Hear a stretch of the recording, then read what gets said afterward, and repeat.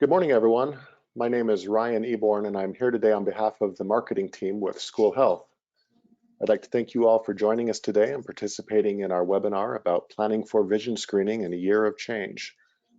Today, we'll be hearing from Chelsea Elliott, who is the founder of the Half Helen Foundation, as well as Mary Ellen Barkman, who is the Medicaid coordinator for the Pinellas County School District.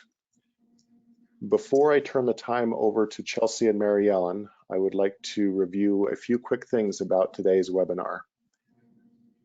First, we will not be taking audio questions during the webinar, but you can submit your questions through the questions interface in GoToWebinar.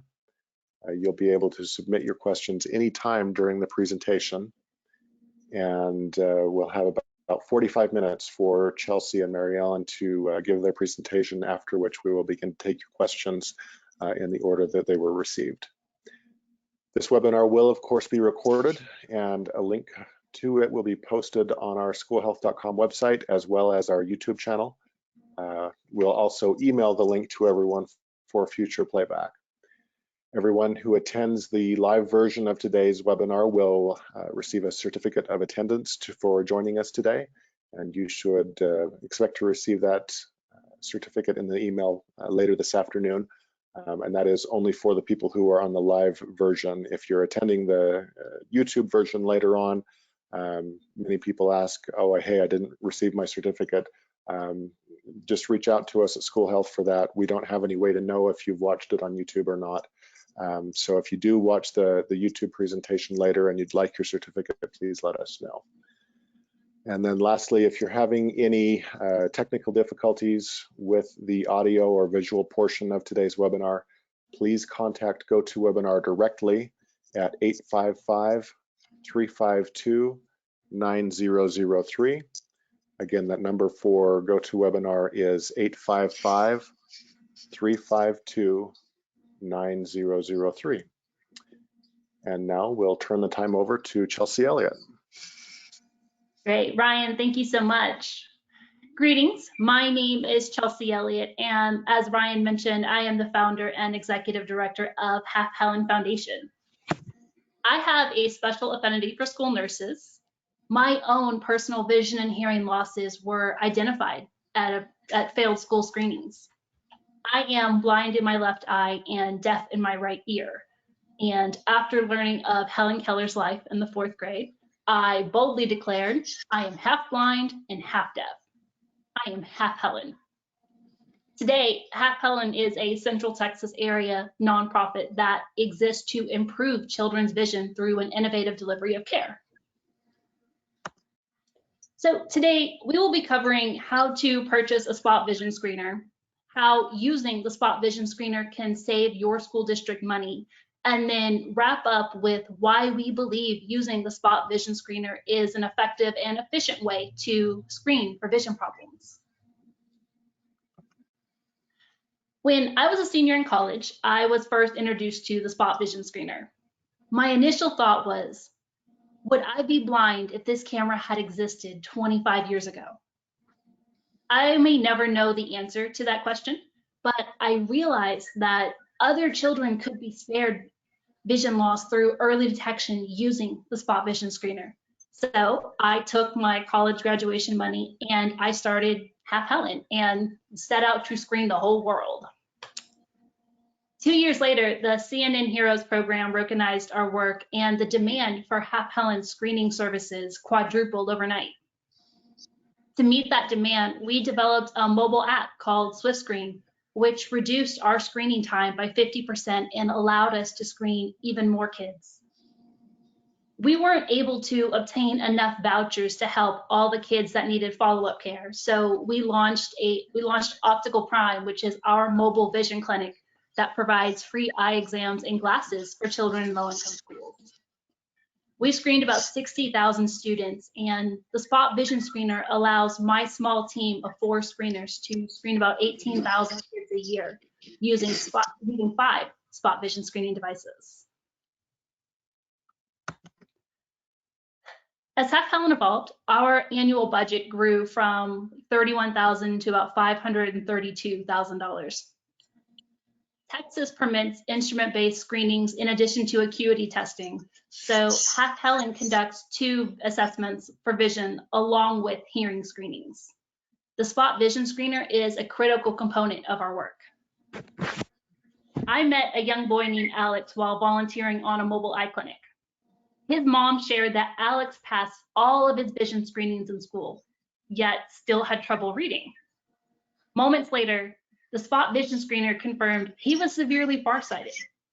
He could read any letter at a distance of 10 feet, but he just couldn't see 10 inches from his face. Alex received a free eye exam and a new pair of prescription glasses that day.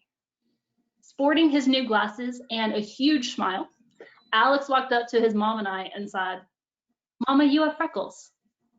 I didn't know that. Tears streamed down his mother's freckled face. She knew every detail of Alex's face, but he was seeing hers clearly for the first time. That moment changed lives, and I realized I was on the right path.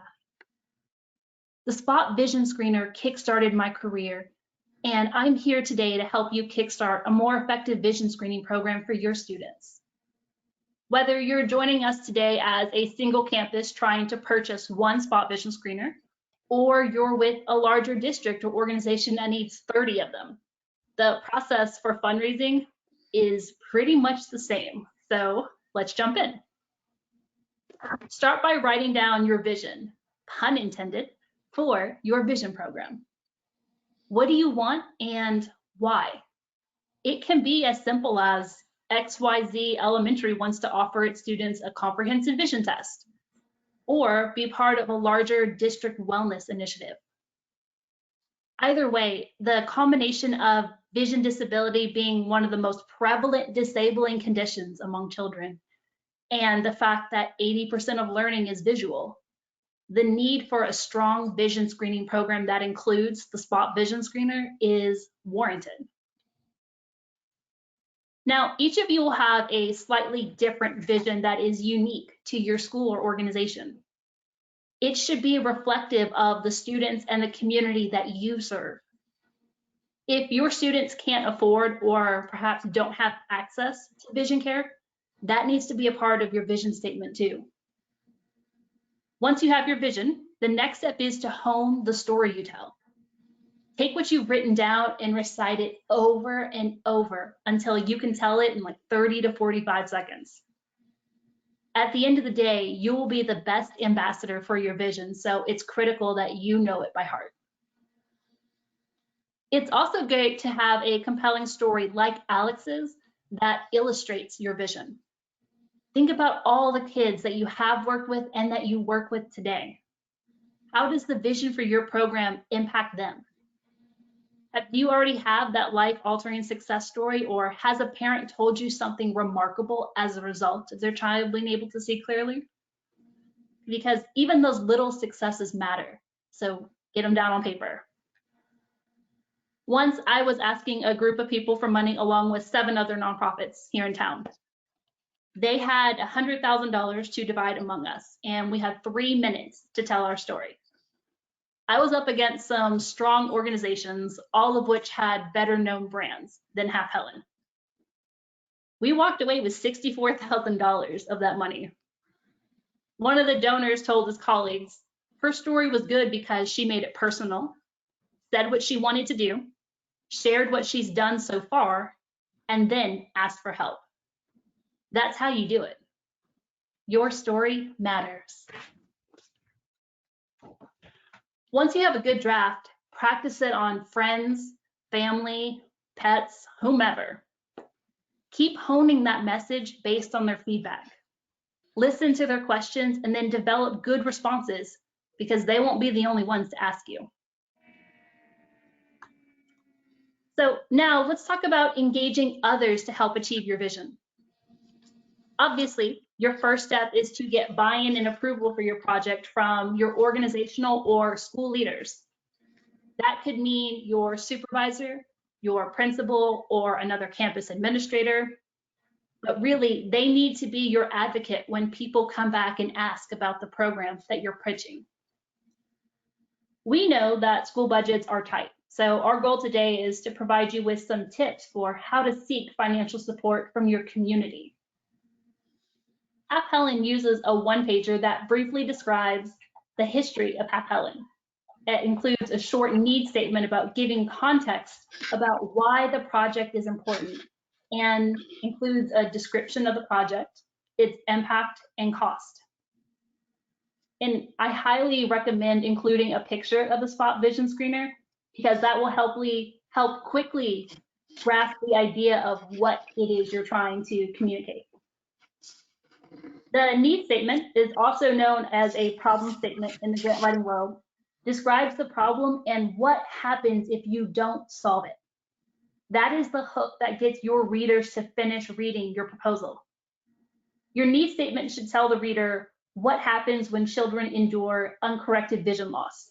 They experience reading problems, poor attention, lower test scores. A common mistake is explaining your program or solution in this space. I've got an example of the problem statement that we use at the end of my presentation that you all can see. The program description is where you share what you're going to do and how you're going to do it. Remember, the key is that you have a solution to the problem, your program. This is a chance for you to make your reader feel like they are or can be the hero of this story. Next, address the impact that you anticipate your program will have. Impact is beyond just the number of kids that you're going to screen or serve. The impact describes what happens to children who participate in your program, like a higher number of children that receive follow-up care due to their failed screening, or resulting in better behavior, better test scores, increased ability to read. Finally, you'll want to include the cost of your program and how you plan to spend any financial support that you receive. You might opt to include the actual expenditure budget, or you could simply describe your expenses in a narrative form. Here are some examples of Half Helen's one-pager. If you are a smaller organization, this could be all you need to raise your funds. If you work for a larger organization, the one-pager is a great place for you to start. Larger organizations may have the bandwidth to seek grant funding from local foundations or government entities, but at the end of the day, all grant proposals require the same sections as a one-pager. You just have more space to elaborate. If you don't know a company or foundation that can give you 100% of the money that you need to buy your spot vision screeners, you got to get creative with your ask to multiple donors. A great, effective one-pager is your best next step. Creating giving levels that support a variety of possibilities depend on whether you're asking the school community or the business within the school community. So here I've included some examples for you to take a look at. Half Helen uses the Visionary, Sightgiver, Starry-Eyed, 2020, and Bright Outlook sponsorship levels when we're out talking to prospective donors. The numbers in the brackets beside the sponsorship amount indicate the number of donors you need at that level to purchase a spot vision screener. And then if you're unfamiliar with the Visionary, I've included a generic example like platinum, gold, silver, bronze. You also have the option, you can Google fundraising levels for a ton of ideas and benefits that could enhance the different levels. If your school doesn't have a 501c3 nonprofit status, you could go to your campus PTA so that all contributions and donations made are tax deductible for the donor. After you've raised the money, track your results. Show appreciation by sharing those results to thank your donor and let them know you ran a great program. Collecting data allows you to go back to those donors when you want to expand your vision program or to fund other health initiatives. So the act of using your one-pager can actually be pretty scary. When I started Half Helen Foundation, it was just me. I was a one-woman show. I told my story to anyone who would listen, and then slowly more and more individuals, companies, and foundations grew interested in what I was doing and asked me how they could help. I learned how to fundraise as I went, and in fact, just a few weeks ago, I finally hired someone to lead our fundraising strategy and stewardship efforts. Stewardship is really just a fancy fundraising word for keeping the relationship between your organization and your funders growing, moving. With that new one-pager in hand, it is time to share it with those connectors at your school, and you all know who they are. Connectors are those like magical people that when you tell them something, they're like, oh yeah, my friend at XYZ Grocery is involved with their philanthropy initiatives. They love to fund stuff like this. Ask for an introduction to that friend. I promise you, those connectors were born to introduce you to people. Do this with every connector that says they can help, and use that one-pager to help tell your story. These connectors will rise to the challenge if you ask them. You can also use that one-pager to enlist the support of program partners like doctors' offices. You can take it to your doctor's office or to doctors near your campus. In general, people love to support people, especially those connected directly to them.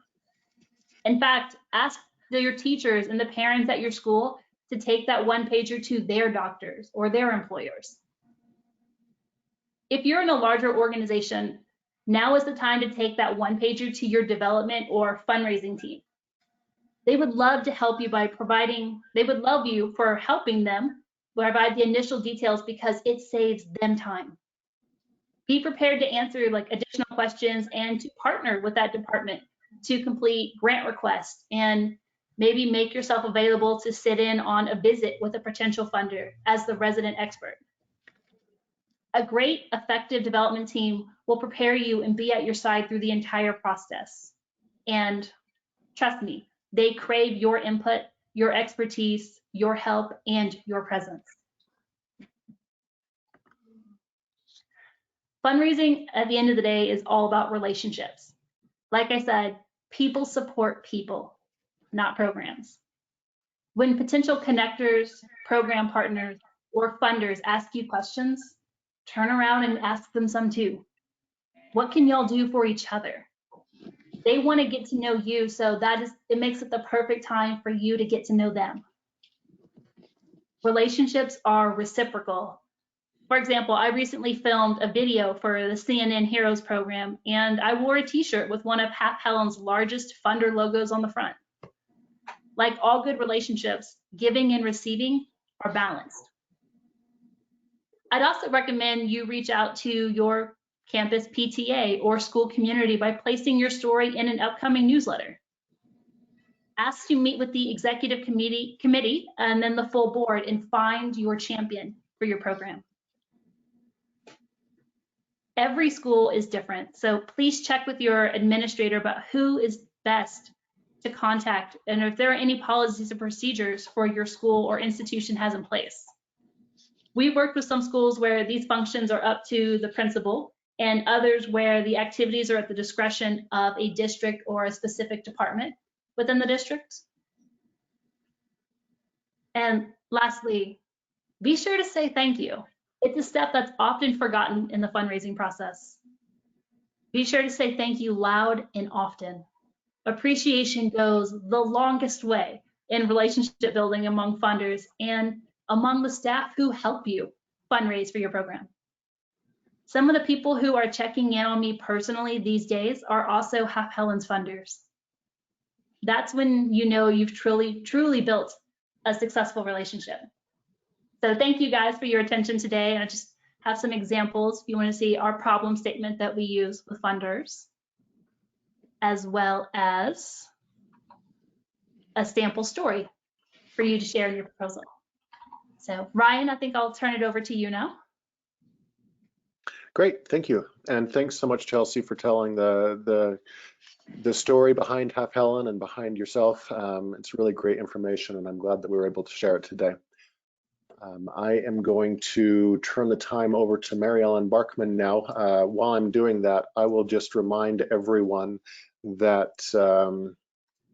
the slides will be available after the presentation. So if you were hoping to get a snap of the last few slides that Chelsea shared, we'll make sure that we can get those out to you after the presentation is done. And with that, I will go ahead and turn the time over to Mary Ellen Barkman. Thank you, Ryan. Thank you, Chelsea. Your story is so inspiring. It's just every time I hear it, I really get chills. So it's what a wonderful, wonderful story. My story is a little different. So my name is Mary Ellen Barkman, and I am the Medicaid coordinator for Pinellas County Schools. I am first and foremost a physical therapist. I have some background in done adults. I've done peds.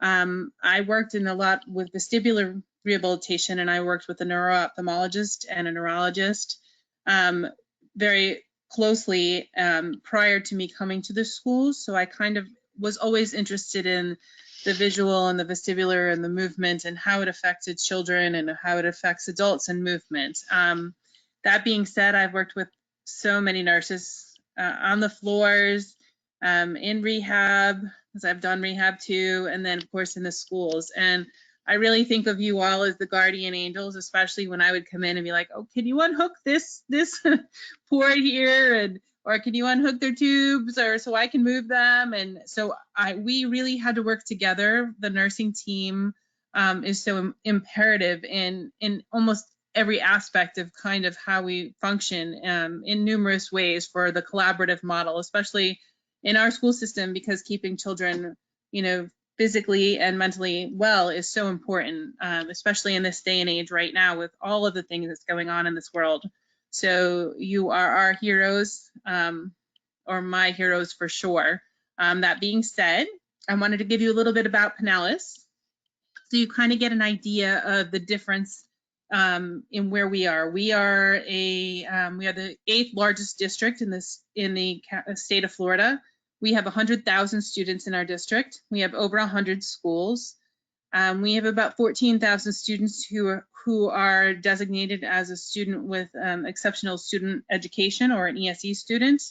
And of those 14,000, about 7,000 of them are Medicaid or ESE eligible. Our district as a whole has about a 60% eligibility rate for Medicaid. So that means more than 1 out of every 2 children in our district are on free reduced lunch or are Medicaid eligible. So that gives you kind of an idea of kind of where I'm coming from and the bigger perspective of how it looks in my district. So the first thing I want to talk about is, so for our district, I had to have a conversation, and for our district, we have a CFO who basically helps to decide a lot of times where the bigger kind of money goes. And so I had to have a conversation with our CFO and our associate superintendent, and of course our managing officer of nursing. And when I sat down, I hope you guys are big fans of Stephen Covey, because I am. And you always have to think about making this proposition, which is what it is, a win-win. So everybody in the room has their kind of own view of what it's going to mean to them. And so sometimes you do have to put numbers to the CFO, who kind of only understands the numbers. So he wants to know how it's going to affect him and his budget, and how is this going to look. So I talked with our CFO, and when I went up there, I always think, okay, how can I make this a win-win? Understanding that the cost up front may be a cost savings in the long run, and you have to make sure that you're getting them, the people that you're speaking with, a good picture of what that can look like. And we're going to talk about that. And that being said, you need to think creatively, and I know Chelsea talked about that earlier. But creative thinking and understanding that the upfront costs don't equal the total cost and the cost savings, and how to quantify that for somebody who really only sees numbers, right? Because for the most part, the CFO sees the numbers and he has to make that budget work. So what are you going to do to make it so that he understands how it can look as a whole? And of course, you have your superintendent who's thinking educational outcomes. For us, it was associate superintendent. And we talked about what our students with exceptional student education, that they were our nonverbal students. They were not being tested very well in our old method. We did use the Snellen chart, which was not working for us for numerous reasons, and we'll talk about that. But obviously, our students with ESE who are nonverbal, difficulty, children who can't follow directions very well, children who may have a language apraxia, all of these students, and I'm sure all of you who are sitting there who have done screenings in the past that are not use the electronic format are understanding what I'm saying. So what do? They're we couldn't test them. They're non-testable. That is the one word I cannot stand. Just because a student has a disability of sorts doesn't mean we shouldn't be screening their vision. Because maybe if we give them some more help with their vision, it will help them in total with their educational experience and their outcomes, which is what we're hoping for. Very young children. So, some of our students who are at 3s and 4s and they're young and they may not be following the directions correctly, or they're all over the place, and you're trying to contain them as you're trying to do your Snellen chart, your note, stay here, or you may be using different methods, but you're trying to get the child to look one hand over the eye, you're trying to cover one eye. For most of you who are sitting there, you're probably thinking, oh, I know, I've done this. So this method is much more effective and much more efficient, and you're getting better outcomes. And another big population is our English as a second language learners. So our district has over 30 languages spoken. So we may or may not have an interpreter. And as a school nurse, if you're doing the screening, you have a student who comes in who speaks Creole or Croatian, and you're trying to get the student to do a Snellen chart, old vision screening, one finger over the eye, or you're trying to get them to do a different screening test that you're using where it's much more auditory, much more verbal in nature, you're not getting a good vision screening on these kids. Let's be realistic. So those are the things that I would talk to the associate superintendent, that we want equal access for these children, right? All of these children deserve to have their vision screened, so we can give them equal access to everything. And if a non-student with disabilities or a student who is not ESOL or not a young child, if they're able to do it, then these students should be able to too. So we should be able to give them the equal access to the screening process. And we'll talk about less time out of the classroom in just a second. So I want all of you, as whoever's sitting there, I'm much better, I have to say. I've told Ryan this before. It's kind of hard to talk into the computer without any feedback. So I'm going to have you use your imaginations and work with me here. But I want you to look at this student. His head's down, right? Now, we don't know what's going on with this student. Why isn't he engaging? Is he tired? Is there something going on at home where he's not able to focus, or he's not getting enough sleep at night? Does he have a headache? Is he frustrated because he really can't see? Does he have a learning disability? He's frustrated because he can't keep pace. Is there something medically wrong? We do not know, right? We don't know what's going on. All we know is that his head is down and then he's not engaging in schoolwork.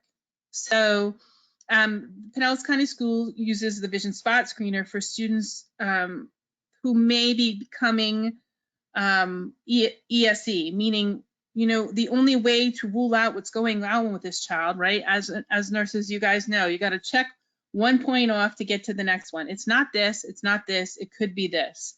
So for the districts here, in order for a student to become what we call exceptional student education, or ESE, they have to have a vision and a hearing screening if we're going to bring them into where they get an IEP, which is an individualized education plan.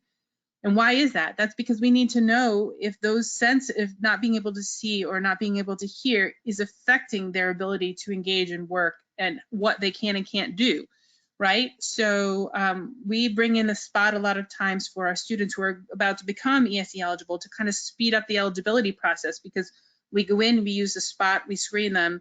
If they pass, we can move right to the eligibility standpoint. If they do not pass, then we move them into our follow-up program, which we have a very strong follow-up program, which we'll talk about later. But so when you're look at this child, and I know as a nurse, your brain is ticking. Okay, well, does he have some emotional issues? What's going on? Is he hungry? Is he a headache? vision, we have to kind of rule things out. And the spot is very good about giving us some quick objective information. So the review of the spot screener, again, we're having this conversation. We have the CFO and we have our associate superintendent and the managing officer of nursing. So for Pinellas County Schools, it's very time efficient to use the spot because we can move kids along. It's literally as a matter of taking basically a quick click and picture of the child's eye. Now, our district uses, and we'll talk about the differences that we put in place, but our district has 4 personnel who screens quite a few students in our district.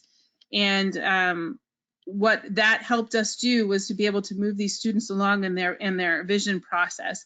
And because it was such a quick and easy, efficient method, plus we had something to give to parents after to say, if you failed, we send something home and we'll show you some of the things later. So the parent can take that to their doctor, they can take it to an eye doctor, and I explain about some of the follow-ups.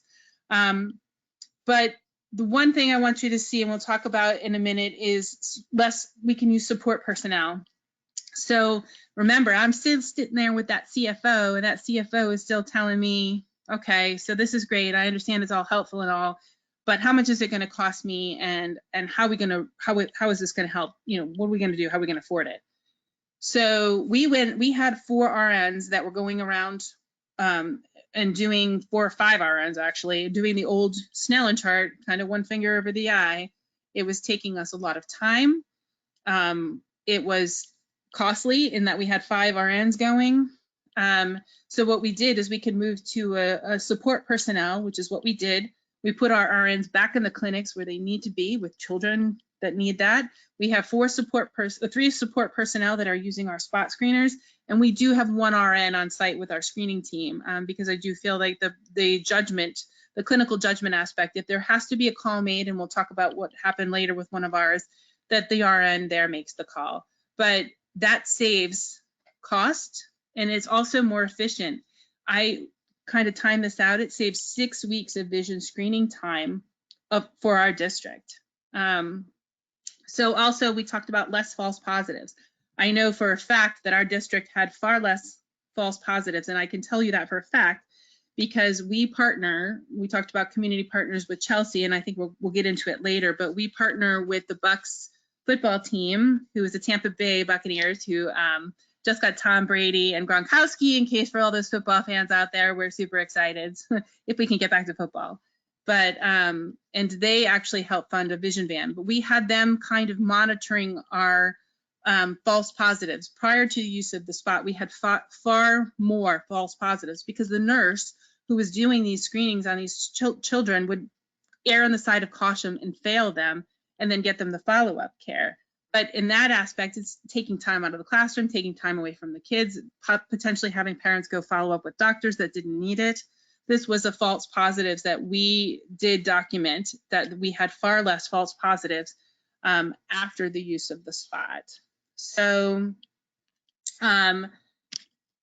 it's very convenient and easy to use. Now, I want all of you guys, because I know our vision team, I work with our managing officer of nursing closely, in the area of COVID, and we'll have maybe some more conversation about this later.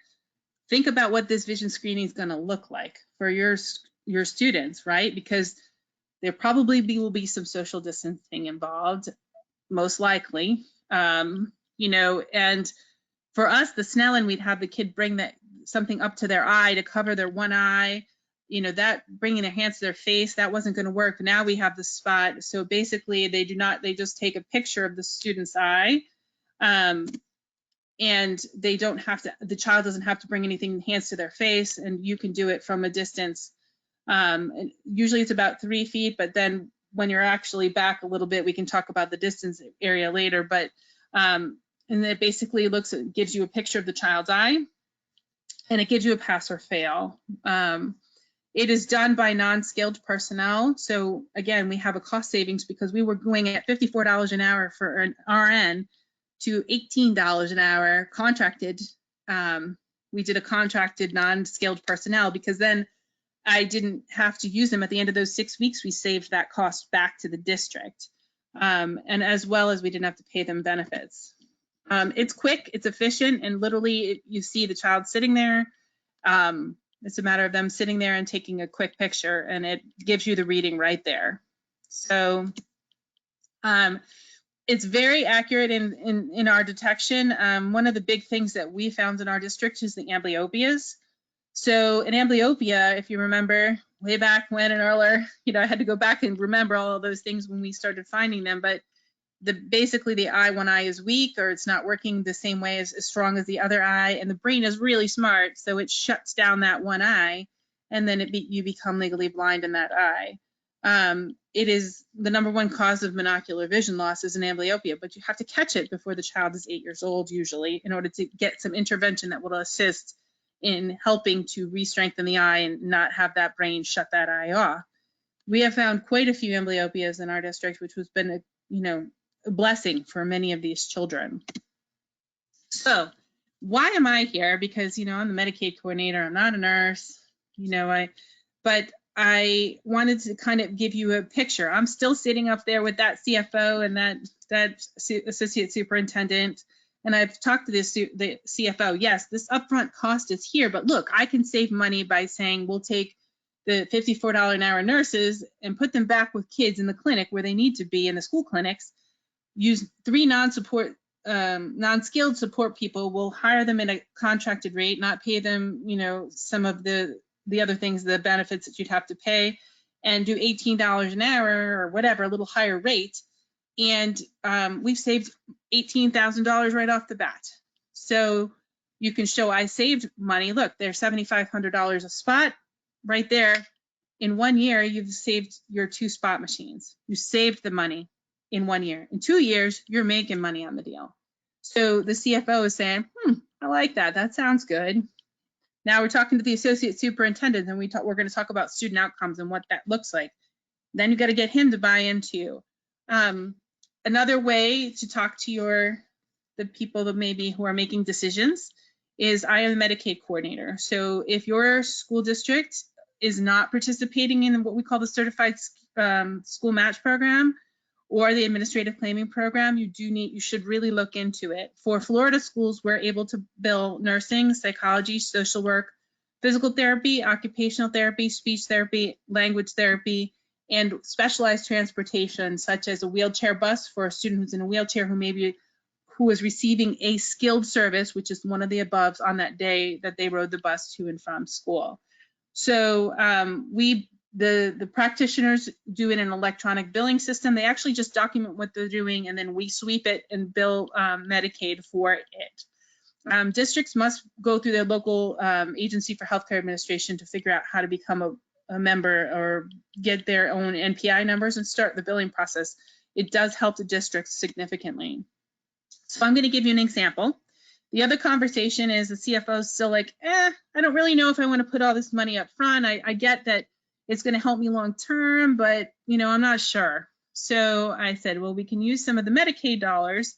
The nursing manager and officer and I had this conversation. We bill nursing, I told you before, for procedures that are done on students who are Medicaid and ESC eligible and we have parental consent on. And we bill them for nursing procedures, catheterization, trach care, tube feeding, or medication administration, where they're giving the medication for the student per their IEP. In our district, we billed $123,416 in nursing in 17-18. Now, you don't get dollar for dollar back what you bill. We got reimbursed $75,417. So I told the CFO, listen, we have this amount of money. We're getting back this. We know we put it towards salaries a lot, but let's take this money up front and buy 3 spot screeners, knowing full well that you're going to make up some of the money if you restructure how you're doing your screening process, right? So, now the CFO is saying, you know what, it's definitely a possibility. Let's think about this. So determining cost savings for management, we bought 3 spot screeners for our district. And we no longer needed the RNs to do the screenings. We put them back in clinics because we were taking them out of clinics to do these screenings, and they need to be in the schools with children every day. So it didn't make any sense for me. I would much rather have them in the clinics. So again, we saved 6 weeks of salary, a support salary of $18,050, 7,500 spot screener. We've already paid for 2 in 1 year, and 3 in 2 years. We've actually made money on the deal. So, so now I've got the CFO's buy-in, and I want the understanding that the numbers are there and we have to talk numbers. It's a painful fact, but money unfortunately is an issue. So we have to talk about that. We also need to talk about it, what it means for children, their futures, what it means for student outcomes, because the associate superintendent is saying, okay, great, so what? What does this mean? This means significant amount to our children. I'm going to tell you an example of one student who breaks my heart. I almost brings tears to my eyes. Right now, our district, because we are doing state mandated testing ages, which is kindergarten, 1st, 3rd, and 6th. So after the 6th grade year, we do not do any vision screenings, which I am going to change eventually. I'm going to have one time at least in a high school range. I'm pushing, and everybody knows around me that I am pushing very hard in my district, my superintendent, to make this happen. And specifically because of this student, she is a wonderful student. She was in general education classes. She was in pre-med, or she wanted to be a doctor. She was getting all A's, honor student, learning to drive. She went to bed one day, woke up the next morning, spontaneously detached retinas. She went to bed a sighted child and woke up the next day a student who was blind. I mean, if that isn't just completely devastating. I was very upset because I want to make sure that I help every child. And so I called her mother and I kind of asked what happened, and she was willing to have the conversation with me. And I told her why, because I want to push this to a different level. And so she told me what was going on, and I researched it. And while the spot wouldn't have said exactly what was going on with the child, it would have red flagged that something was wrong. The child she was not seeing accurately or well, but the child didn't know any differently. And I asked the mother, when's the last time the student had an eye exam? She said probably the last time she was screened in 6th grade. So, and we're going to talk about the devastation to that child and that family and the trauma. And it's devastating to me because I want what's best for every child. But I'm also going to explain to you what that cost looks like to a district. So you're people who are pushing numbers and saying, we can't do this, it's too costly, blah, blah, blah. You can give them some numbers and talk to them, give them some ideas of what that looks like. The second example is an amazing girl. She is just a live wire. She's fun, she's engaging, she's sweet. She was a kindergartner last year, and she, unfortunately, our vision screening, because we do run through our schools quickly, but we have a schedule. Her screening was at the end of the year. And so by the time we got to her for the vision spot screener, she already had a problem solving worksheet, which is where they're taking academic data on her. She was getting small group instruction. So she was being pulled out by another person, like a associate who was working with her in a small group. She was already retaining. She was starting with some behaviors, shutting down kind of behaviors, not engaging with work. Turns out we did the vision spot screener with her, and while the vision team did it, our non-skilled personnel did it, and it wouldn't read on her. So again, we talked about having that one skilled person in there. We had the nurse, the RN, who did it a couple of times and still wasn't getting a vision on screen on her. So in that case, our district, we automatically fail the student, but the RN had concerns. So I called the parent, and and the parent said, I don't have any money. I can't do this. I don't have money to afford to take her. I don't even have a car. So we ended up using our community vision van that comes to our schools. We brought her to the local to the van, and the mother and I and the social worker waited outside because of HIPAA. We couldn't wait for the kids were going through the van, getting their glasses, and we'll talk about what the van looks like and all the cool stuff with it. But so the child goes through, and she comes out with the optometrist, comes out. She had these big, thick Coke bottle glasses, and talk about a moment in time where you get chills to your spine. In 2018, that child started to cry. She was 6, and she looked at her mom and she said, "Mom, you're so pretty. I've never seen your face." Unbelievably powerful, powerful. It was a life-changing moment for her family, for me even.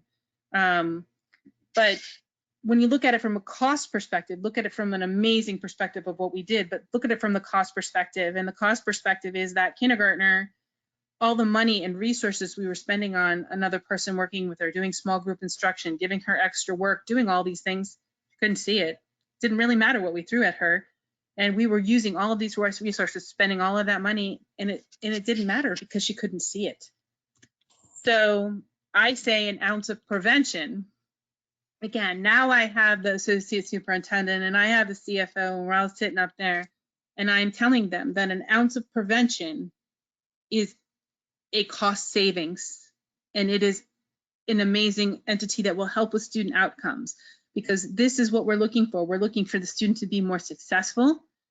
We're looking for the student to be able to, be able to do what they need to do in their lives and be happier. So again, if you're going to quantify it for somebody and say, okay, well, I still don't understand here. So I've talked to my CFO. I said, we can put the Medicaid dollars up front. We'll change the way we've done our vision screening to save money. So in the long run, it's a cost savings. We put the Medicaid dollars up front. We've got the cost covered. Another way to look at it is we have a matrix of service. If this student gets the highest level of service, the first student we talked about in my example, the one who was completely sighted, and we really weren't spending anything on that student, to now a student who woke up spontaneously blind. Now we have to have that student have a vision teacher, a Braille machine, orientation mobility teacher, Braille transcriber, books on tape, test to be Braille, psychologist to deal with the trauma of the vision loss, and transportation for the rest of her life. It's costing our district now $23,000 to service this student, when this student was completely sighted before, and we could have helped her if we had just prevented this. 23,000 multiply 7,500, times 3 thereabouts, you're going to buy 3 spot screeners. But what you've done to help that student, prevention, prevention, prevention. If we prevent, we are going to help this student be more successful and be our future. But we are also going to help with cost savings, because that's what people think about a lot, unfortunately. We talked about keeping statistics, making sure we're keeping really good statistics, and understanding that the spot screener or the vision spot screener can assist in whatever you're doing from a statistical standpoint. I keep stats every year. This is an example of what I do for our district. I use 16-17 and 17-18 data, but you can see that the vision spot screener, we screened at K1, 3, and 6, and any new elementary to our district, a total of 30,000 students, over 100 schools. Of that, we had 3 non-skilled personnel and 1 RN. Of that spot screener, we identified 3,369 students with a failed result. We had a follow-up rate of 61%. So in 2017-18, it was about 30,000. There are 29,687, and you saw that our follow-up rate was 58. Now, my target is always that follow-up rate, because the vision spot screening test is only as good as the follow-up that's provided. Now, my district has a high Medicaid eligibility, high free and reduced lunch rate. So later on, we're going to do more. Hopefully, you'll come back and learn more about the ways that our county has looked at finding funding sources for students who are low socioeconomic and need assistance in getting that follow-up care, because we have so many good things to story and tell you. So what's the ultimate goal of the SPOTS usage? Improve student outcomes, right? We want these students to be successful. And what is improving student outcomes means? It means early detection. It means prevention. It means improving, getting intervention, prevention, and intervention. Preventing, the loss is one thing, but also intervening if there's something going on, so that they can be more successful. Ruling out vision problems, so we know it's not their vision, but maybe they need social emotional help, or they need academic support, or they need different things that would be helpful. Once you've ruled that out, you then move on to the next level of why that student's still on their desk, right? So in ending this conversation, again, Stephen Covey's my favorite. So I'm still up there with the CFO and I'm up there with the associate superintendent, and I am now convincing them that this is a good thing for our district. It is a good thing for our children to use the vision spot screen. It's efficient, it's effective, it's cost effective in the long run. It gives good outcomes, and it's helping children be successful.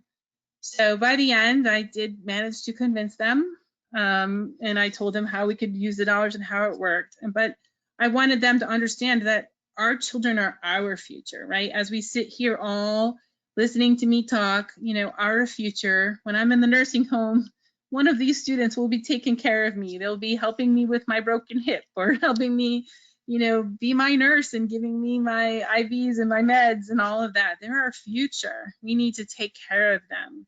So if we support them well and love them unconditionally, they will take off like and give them the support they need. They will be those eagles soaring, and that will help everybody in our world. Our world needs some of that right now. And I thank you for your time and listening. I want to I ended it like that, but I want you also, when you're sitting here, you know, thinking about the COVID crisis, because I think we'll have another conversation eventually.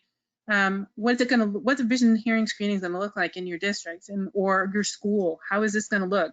You need to start thinking about these things now, because you will not be able to get things that you may need if you wait too long.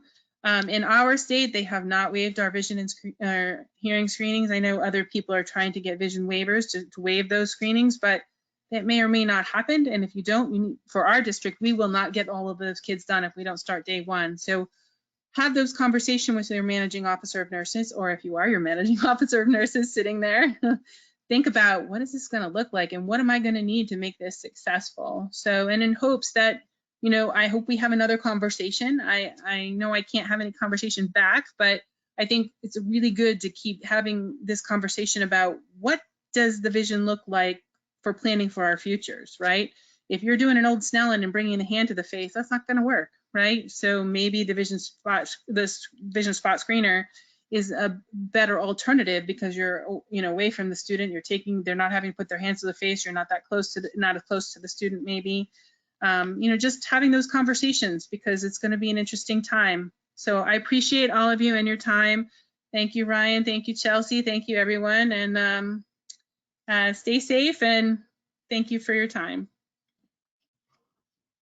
Thanks, Mary Ellen, for this great information. We've received a number of questions. I don't know that we're going to have time to get to everything, but I want to jump into a couple of questions here while we have a moment. Mary Ellen, I've got a question that came in from Jill, and I know that you and I have talked about this as we've kind of chatted back and forth about things that happen in Pinellas County. But Jill is asking, what do you do in Pinellas County when a student doesn't pass a screening? Do you help them get an exam? Yeah, so Pinellas County has an extensive follow-up program, which is how our rate became what it is. We have numerous ways. We have our RNs, which is our RNs at each school follow up first by sending a letter home to the parent. We send 2 letters home, but to the parents, explaining again that they failed their exam, they need follow-up. If they need assistance in attaining an exam, please contact us. Then if we don't get any answer, we contact them a 3rd time via a phone call. We document all of this in our focus system, which is our student data information system. We have a whole thing just dedicated to vision screenings. If a parent says, I can't afford it, I can't do it, we have invested in what we call the Vision Voucher Program. The National NASN has a program where if we purchase their memberships, we can get so many vision vouchers per nurse. So the Medicaid dollars, I've convinced our CFO to use some of the Medicaid dollars to purchase those so we can get vision vouchers for our students. We also have paired up with our community Bucks Vision Van. So the Bucks Vision Van goes to all of our schools, and they have an optician on there who will do them glasses. So we have developed quite an extensive, and I think we're going to talk about this later, way of follow-up care, and we have different tiers and different ways of work. Does that make sense? Yeah, it does. Thank you, Mary. We also have Medicaid. The Medicaid portion. So I am the Medicaid coordinator, right? So if a student has Medicaid, we will find out what plan they're in, because we are a managed care state, and try to give them resources to hook up with vision people who will help with their vision in their community. So we have numerous follow-up measures. Okay, great, thank you. I'm seeing a number of questions here about visual acuity and visual acuity being required. Chelsea, can we ask you about the way that you're handling this in Texas? Absolutely. In Texas, we are required to screen pre-K 4, kinder, 1st, 3rd, 5th, and 7th grade. Thanks to the House Bill 3157 that Helen worked to pass, our schools can use the spot vision screener as the primary screening method for children that are in pre-K 4 and for kindergartners that are 5 years old at the time of testing. The rule also states for that kindergartners that are 6 years old must also receive an acuity screening. So the way Helen delivers services, we have a team of screeners that set up in stations where we'll have 2 visual acuity charts posted on the wall, and then we supplement our traditional screening with the spot vision screening. And then if we have any students that language may be an issue, we use the spot vision screener, and then we document in our Swift Screen app that we were unable to complete an acuity, and we submit that to the school. Does that help? Yeah, it does. Thank you. Thank you, Chelsea. We are getting low on time, so I'm going to go ahead and wrap us up here. Just wanted to let everybody know that we have an offer here up on the screen.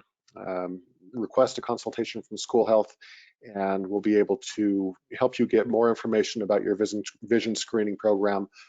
For those of you who are looking to acquire a spot vision screener, remember that we have an exclusive offer for you. This is only available through School Health with a free 5-year warranty, which is about a $1,425 value with the purchase of a spot vision screener. There is also a $500 rebate available for eligible trade-in vision screeners.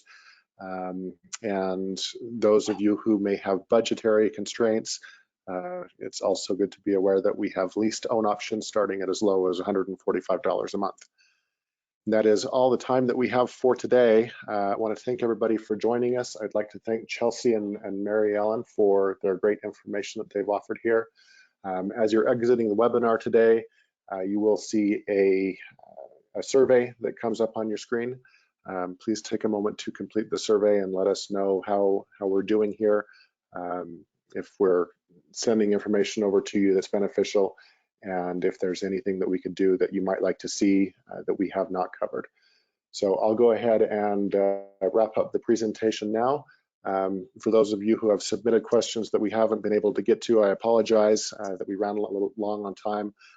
We will work very hard to reach out to you directly with answers to your questions. Thanks to everyone for attending, and have a great day.